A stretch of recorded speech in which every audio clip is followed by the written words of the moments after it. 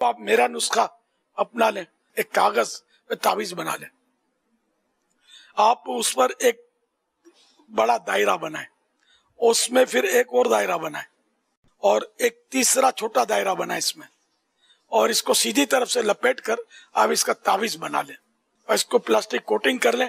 مگر یہ ساری کاروائی بیوی کو پتہ نہیں چلنی چاہیے, اپنے پاس رکھیں. جب بیوی تانوں پر, تشنیع پر, بگاڑ پر آ جائے نا, تو آپ آگے پیچھے ہو کر, سائڈ ہو کر, بولنا تو ہے نہیں نا, قفل مدینہ لگانا, آپ سیدھی طرف کے دانتوں کے نیچے دبا لیں. ہاں, سیدھی طرف کے دانتوں میں درد ہے تو الٹی طرف لگا لیں, اور یہ کہ اب دانتوں سے اس کو تعویذ کو پکڑ کے رکھنا ہے. اب وہ جتنا شور زیادہ کرے نا, اتنا آپ کو تعویذ کو دبانا ہے. آپ دیکھ لینا, پھر پیغام دینا کہ واقعی یہ نسخہ کامیاب ہوا, اس تعویذ کی میں آپ کو اجازت دیتا ہوں, اس کو بنائیں. اور جن جن کے گھر میں یہ مسائل ہیں میں سب کو اجازت دیتا ہوں کی جگہ پر ہاتھ رکھ دے اور پڑھیں دادا صاحب کی گھوڑی. یہ کوئی بزرگ ہوں گے تو ان کی طرف یہ منسوب ہوگا.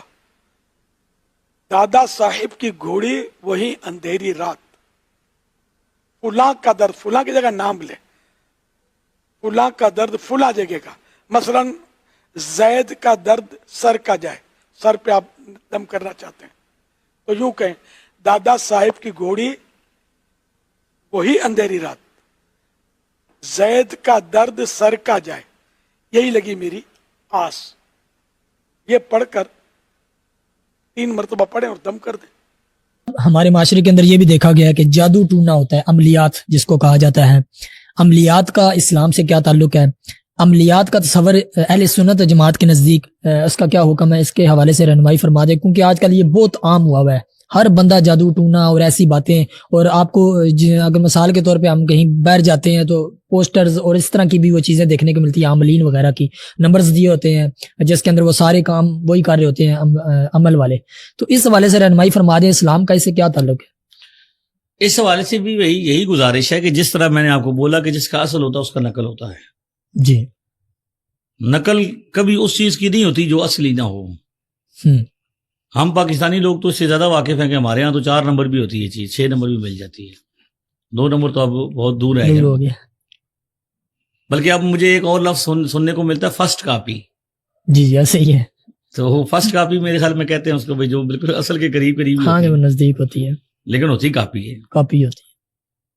تو آپ اس کے اسے بھی آپ سمجھیں کہ بھی اصل کی ہی نقل بنتی ہے. عملیات بعد کا جو آپ کا سوال ہے, اس حوالے سے بھی آپ احادیث پڑھیں گے تو احادیث کے اندر باقاعدہ بخاری مسلم میں ابواب موجود ہیں کہ سرور دو عالم صلی اللہ تعالی وسلم نے خود دم ارشاد فرمائے کہ یہ فلاں چیز کا دم ہے, نظر بد کا یہ دم ہے, اور وہ کرتے ہیں. پہلے تو صرف اہل سنت کرتے تھے, مسلمان تھے. اب یہ بعد میں فرقے جب بنے, جی جی, تو فرقوں میں پھر دیوبندی اہل حدیث, یہ پہلے تو اس چیز کو جائز نہیں سمجھتے تھے. پھر جب کتابوں میں نظر آنا شروع ہوا اور پھر یہ دیکھا کہ یہ کام تو بڑا نفع والا ہے, تو اب تو سارے وہابی وغیرہ بھی کیا ہیں, دم وغیرہ بھی وہ بھی کرتے ہیں. چلے میرے گھٹنوں میں درد ہے, کوئی مجھے دم ڈال دے, میں یہاں بیٹھا ہوا ہوں تو 2 ہفتے ہوں, کوئی پیر صاحب, کوئی مولوی صاحب دم ڈال دے, جو میں خود پیر ہوں, مجھے شفا کلی حاصل ہو جائے, میری اور 1-2 تکلیفیں وہ پوری ہو جائیں, میں اس شخص کی ہاتھ پر بیعت کروں. یہی ہے کہ دم درود یا جو عملیات ہیں جو اصلی اس کا ہے کہ بھئی اب ایک چیز ہے کہ دیگر مذاہب میں بھی یہ چیزیں رائج ہیں, جیسے کہ عیسائیت میں بھی آپ کو دم کرنے والے بندے ملیں گے, یہودیوں میں بھی ملیں گے, سکھوں میں ملیں گے, ہندوؤں میں ملیں گے. تو ہر مذہب کا اپنا ایک طریقہ کار ہے. اسلام کی ایک طریقہ کار ہے کہ اس میں ایک شرط ہے کہ بھئی کفریہ کلمہ نہ ہو, شرکیہ کلمہ نہ ہو, خلاف شریعت بات نہ ہو. تو درد کی جگہ پر ہاتھ رکھ دے اور پڑھیں دادا صاحب کی گھوڑی. بزرگ ہوں گے تو ان کی طرف یہ منسوب ہوگا.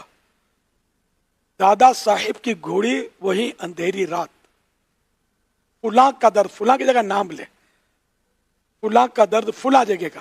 مثلا زید کا درد سر کا جائے, سر پہ آپ دم کرنا چاہتے ہیں تو یوں کہیں دادا صاحب کی گھوڑی وہی اندھیری رات, زید کا درد سر کا جائے, یہی لگی میری آس. پڑھ کر 3 مرتبہ پڑھیں اور دم کر دیں. یہ اصل بزرگوں کے الفاظ بعض اوقات تاثیر کا تیر بن کر درد کو توڑ پھوڑ کے رکھ دیتے ہیں.